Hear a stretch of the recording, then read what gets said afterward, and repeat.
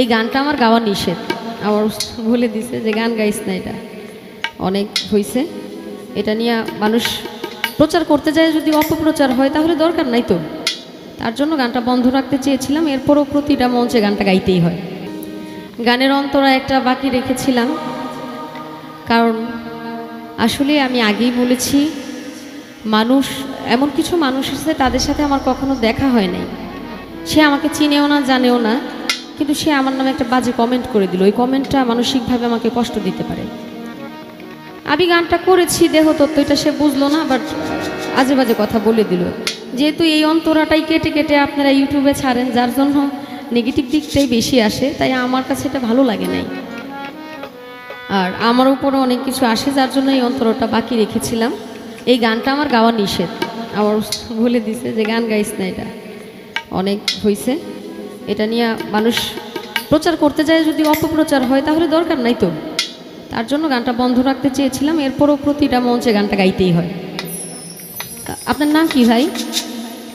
নিলয়, আসেন।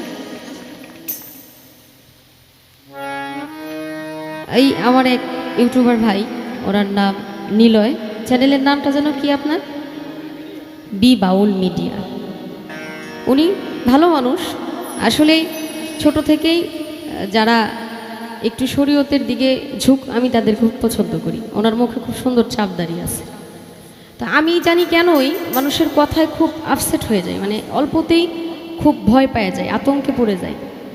ওনার চ্যানেল থেকে কিছু গান ছাড়া হয়েছে, গানগুলো ঠিক আছে, কিন্তু ওইখানে থাম্বনেলটা সুন্দর হচ্ছে না। আসলে আমি আগেও বলেছি, উনি যতবার আমাদের গান রেকর্ড করতে গেছে, আমি বলছি ভাই এমন কিছু থাম্বনেল দিবেন আপনার এই পরিচয়টা যেন সব সময় থাকে। আপনি একটা মেয়ের ওড়না নাই, ওই ছবিটা আমার নামের পিছনে, আমার ছবির পিছনে যখন দিয়ে দেন, তখন মানুষ আকর্ষণে দেখতে যায় আসলে ঘটনাটা এখানে কি ঘটছে। এতে কিন্তু অন্য একটা মানুষ অন্যায় কাজ করতেছে। আপনি কি চান আমি গান ছেড়ে দিই? আপনি খুশি হবেন? কিন্তু আপনি দিছেন তো।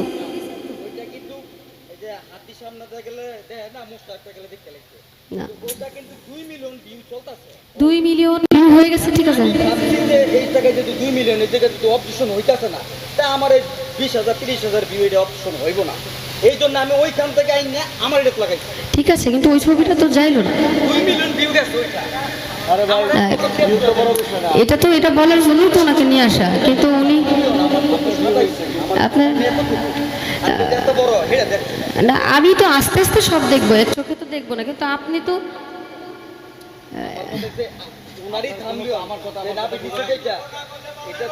না। এখন কথা হলো না, আমি আপনার সাথে কথা বলতেছি। ভাই ভাই ভাই ভাই শুনেন, আমি চেঞ্জ করে দিয়ে, কিন্তু একটা কথা হলো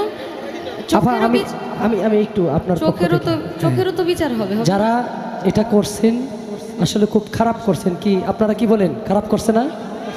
আচ্ছা, তো পরবর্তীতে নতুন কোনো গানে, কারণ আপনারাও ইউটিউব চালায়া আপনাদের রুটি রুজি রোজগার করেন, এটাই আপনাদের পেশা।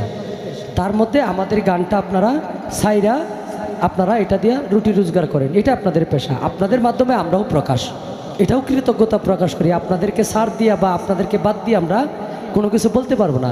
অতএব 2-1 মানুষ যারা ক্ষতি করে, আপনারা তাদেরকে সাবলীল ভাষায় সুন্দরভাবে বলবেন যে ভাই এটা কইরেন না, এটা করলে পরবর্তীতে শিল্পীর সমস্যা হবে বা ভবিষ্যতে এই ক্যামেরাম্যানটাকেও মঞ্চে আসার নিষেধ দিয়ে দেওয়া হবে। হ্যাঁ, তো দয়া করে এটা কেউ করবেন না। আর একজনে যেটা খারাপ করছে এটাকে আপনি প্রতিরোধ করে আপনি তার মতো না হয়ে আপনি আপনার মতো হইবেন, তাহলে আপনার প্রতি ভালোবাসাটা বেড়ে যাবে। হ্যাঁ হ্যাঁ, ঠিক আছে, এটা বাদ দেন না। এর জন্য আমার কথা হইলো, আমরা যেন, আমি কিন্তু পরে বলছি না ক্যামেরাই থাকবেন। আমার ছবি নিয়ে যেহেতু এত ঝামেলা, তাহলে আমি কোনো, আজকে কিন্তু আপনারা জানেন না যে ক্যামেরা রাখতে না করছিলাম। এরপরে সবাই আসছে, আমার সবাই অনেক পরিচিত। আমি চাই না আমার দ্বারা কেউ কষ্ট পাক, কিন্তু এতে আমার বাণিজ্যদের সমস্যা হয়। আমি তো কখনো মাথা থেকে কাপড়ই ফেলি না। আমি কি না কি সেটা আমাকে দূর থেকে দেখে আপনারা জাজ করতে পারেন না। মানুষের মনের খবর আল্লাহ জানে। আল্লাহ ছাড়া কেউ বলতে পারে না যে এর ভিতরে কি চলতেছে। মানুষকে ছোট করবেন না, এটা অনুরোধ রইল। আপনার কথা বলতে হবে না, জান। গানটা অনেক আগে থেকে অর্ডার ছিল, অনেকবার ভেবেছিলাম আজকে আর গাইবো না, প্রতিটা মঞ্চেই গানটা গাই। তো আজকে এই এক গানের জন্য পুরো বিচার বসবে। এই সেদিন এক প্রোগ্রামে গেলাম, এই গানটা আমি গাই নাই, যার জন্য ওনারা পায়না দেওয়ার সময় বলতেছে আপা এটা কোনো কাজ করলেন, আপনার আজকে গানই গানবেন। তো আসলে কলঙ্ক করতে চাই না, আপনারা যেহেতু গানটা শুনতে চাইতেছেন তার জন্য গানটা গাইছি।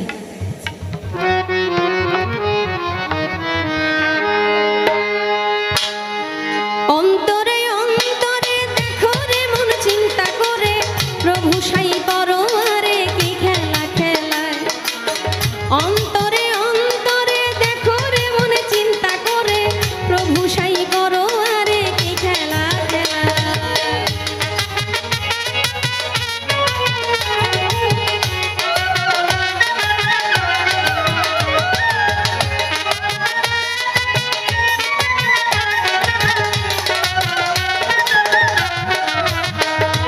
বসিয়া নিরালা ঘরে কার্য করে ধীরে ধীরে, বিচিত্র কৌশল করে মানুষ বানায়।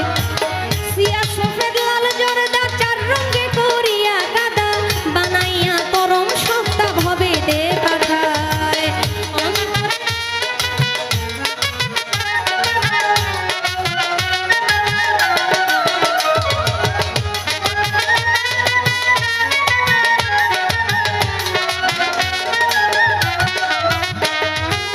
মানুষের ভিতরে মানুষ আত্মা দিয়া করেছে হুশ, কেউ রে রাখিয়া সন্তোষ কেউ রে কাদায়। প্রথম করে নাভি কুণ্ড অষ্টপদে ঊর্ধ্বে মণ্ড, 310 দিন 10 দণ্ড রাইখা এক জায়গায়।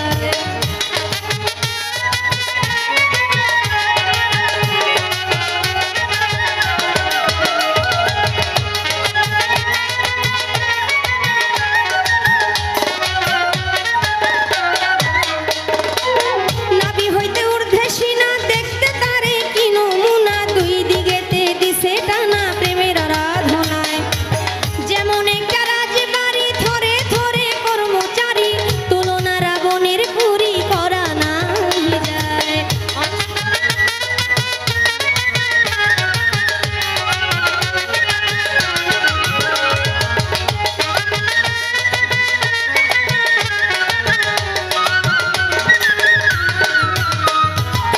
কলিজা রইয়াছে ডাইনে বায়ে, ফুসফুস সবাই জানে, দিল রইয়াছে মধ্যখানে মানুষের দেহায়। কলিজায় সাহায় আলী, ফুসফুসে রাগের কলি, দিলের ভিতে রাগ কলালি গুর্দা নিরালায়।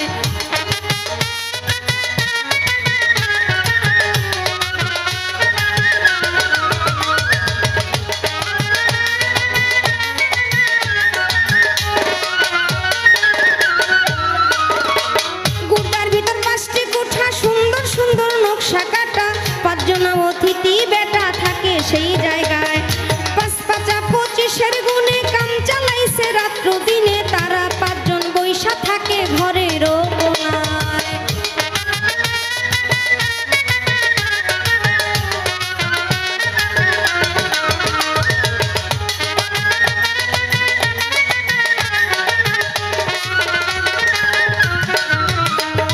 চার আত্মা একসঙ্গে মিশে টাস খেলা স্থলের দেশে, একজন আছে কাছে বসে হিসাব করার দায়।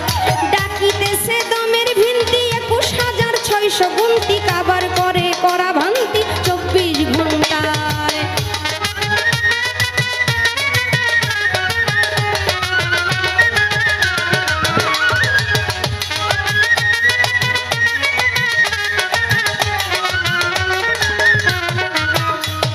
হইতে গেলে এসব কাণ্ড ফেটে যাবে হৃৎপিণ্ড, ছেড়ে দিবে দেহ ভাণ্ড জুড়ায় জুড়ায়।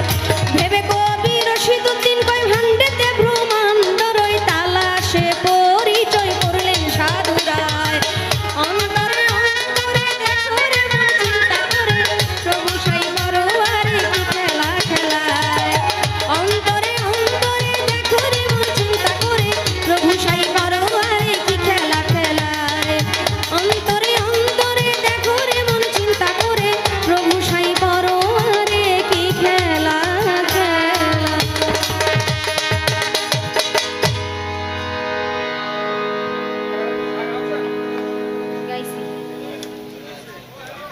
যাই হোক, সারা রাত্রে অনেক গান করেছি, কথা বলেছি।